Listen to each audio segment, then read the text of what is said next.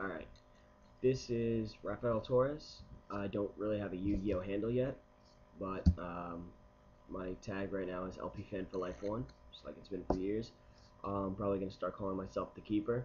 So, anyway, I have a Gravekeeper deck here. I'm going to run down the deck list. I'm looking for questions, comments, concerns, and any information that you think what I should do with the deck, because I'm trying to cut down 2 cards, and I'm also trying to at least push it to 41, and I'm trying to see what other people think. I don't run this deck like the guy who topped at YCS Atlanta, not at all, and I almost completely disagree with the way he played it. He got lucky because of element of surprise. No one was expecting Graves. So anyway, here's the deck list. If you have any comments, advice, just comment, let me know. I also have trades, sale, my book, my binder hasn't come in yet, my monster binder. I have them sitting over here, but I don't have anything real good. Anyway, here's the deck list. 1, Spear Soldier. I figured that with Dandy Draw and Debris, I'm running into a lot of tokens lately, and Assailant, if I don't have either a Priestess or Necro Valley on the field, I'm not going to be able to do any damage to it. So I added 1 Spear Soldier in case that happens.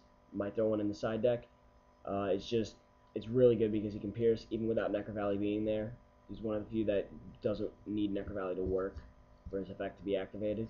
So I really like him. 1500, 2000 with Necro Valley, and he pierces. Next up, I have 2 Assailants. Attack to D is very helpful. So is D to attack with tokens. Necro Valley on the field obviously has to be there present. If not, he's also the best defensive weapon with 1500 defense. Necro Valley puts him up at 2000, so he's also a good set card. Although he still can't avoid Cyber Dragon, obviously. But he's also very helpful against like Jinzo. The only problem there is Smorg, really. Dark Smorg really hurts this deck, at least temporarily. Next, 3 Descendants. Obvious removal. Next, 3 Spies, a complete engine for this deck. Including my very sexy Champion Pack Spy, which I just finished getting back from eBay. 3 Commandants. Obvious. Grab Necro Valley, drop, search. He also becomes 2100, helps attack Cyber Dragon. Also a very good defense on him, becomes 2000. 3 Recruiters, also come in handy, 2000 defense in case I don't want them to die right away. Great popping material for Descendant. Basically anytime he's just sent from the field to the grave. So it's like Sangan, but for 1500 defense and less. Helps grab Commandant, grab a Necro Valley, all in one swift motion. You can grab Spear Soldier and Assailant and Descendant. Next, this is where I really differentiate from everyone. I run 2 Visionaries. I used to run 1 to try to throw it back in. Now I realize that he comes in way too handy. So I run 2 Visionaries. His effects are continuous, which is really freaking helpful.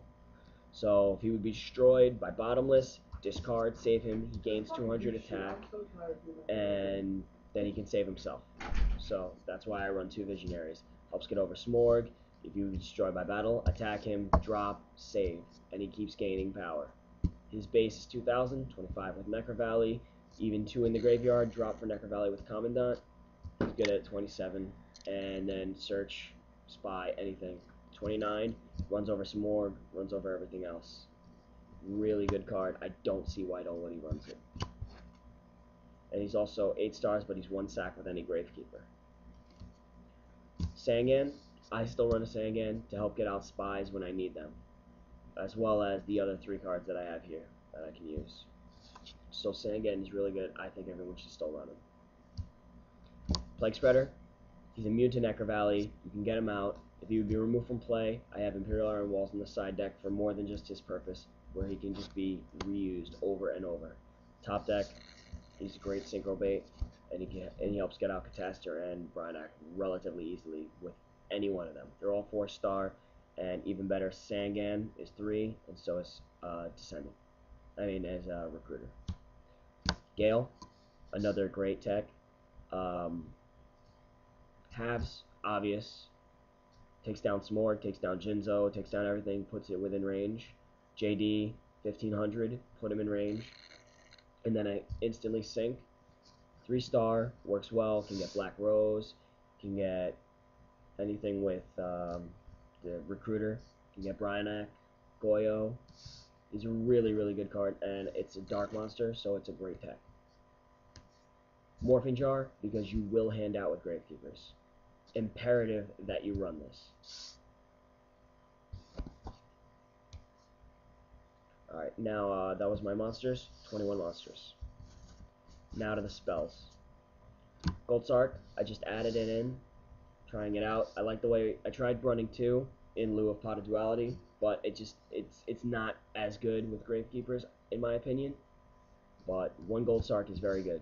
You can grab out a Spy, you can grab out Necro Valley, but I would always grab out Commandant before to drop thin the deck and help it out even more. So Gold Sarc. 3 Stells. I don't care what people say about running 2 Stells. Always need monsters. You lose a Necro Valley, grab one back with Commandant, play Stell, grab him back, and you can have a 2100 on the field right away. 3 Stells, imperative. Mage Power. I just added this back in. I was having trouble getting over. Like guys have trouble getting over 2500, which is why the guy who topped at YCS Atlanta runs Malefic. I play Mage Power with Necro Valley almost all the time. I'm going to get 1000. So 1000 plus the base of 2000 for most of the monsters. 3000 you're running over everything. JD gets smacked in the face. I was thinking about United We Stand, but this is just so much better because I'm not always going to have more monsters. 2 Royal Tributes. I don't run 3. I might side one soon, but it's just as good of a card as it is. It's not as good as everyone makes it out to be. It's a great card, but it can make you hurt too. Unless you're handing out with Stells in your hand and you're setting them so they don't see your plan and they think it's something else that they can try to get rid of, you can grab anything back with Stell, except for 4 monsters in this deck. So Royal Tribute, I'll put it 2. You'll still have a good chance of running into it, but you don't want to end up handing yourself out, and that's hurt me time and time again. So that's why I have 2. Swords, slow down. It's a great card. I'm thinking about siding this one out specifically for another Magician's Circle, which I'll get to in a minute. But it's great in case, because this deck sometimes makes you run slow. Spy, set, try to avoid Noblemans, bait it out with Morphing Jar, anything. But Swords, real savior-ass card. Dark Hole, obvious. 3 Necro Valleys, imperative. Alright, now onto the traps. I had 12 spells. 1 Magician's Circle. I'm, again, trying to run 2. Helps us get out Visionary from the deck. Occasionally, I can run Attack Special because most people aren't going to have Spellcasters in their deck anymore like they used to. Special out either Visionary because he comes out 2000 base, and then when he hits the field, he's going to be like 25 or whatever he is beefed up. You can also help get out Commandant if you need to get over a Cyber Dragon. Declare the attack. Bring out a monster. If they bring out something like Crystal Seer, you can switch the attack and just attack with, or finish your attack on the other guy, and then attack with Commandant into Cyber Dragon. But it's great in case you want to grab out Assailant, switch from attack to D, Spear Soldier in case you want to pierce a token, and as well, it's great for getting out Descendant last second and then popping. 3 Rite of Spirits. People have not been running this card. It is such a good card. Why would you not run 3 Monster Reborns? I just don't get it. 3 Monster Reborns. Torrential, obvious. Ceasefire. I like this. I might side it though. It's great against Ryko. Any Lightsworn, turn them over. You pretty much know when they're setting, they're going to play a Ryko. stop that, stop their mill, and make them lose damage. It's as simple as that. You face another Gravekeeper deck, another one. Get rid of their spy, burn them late game. They can't activate cards like Solemn Warning and 7 tools afterwards. So it's just a really good card. Mirror Force, obvious. Warning, 1. I would run 2 if I had to, but I don't. So Warning, great card. Solemn Judgement, another obvious. I just added it in because it's my first Solemn Judgement ever, but great card. That's the deck.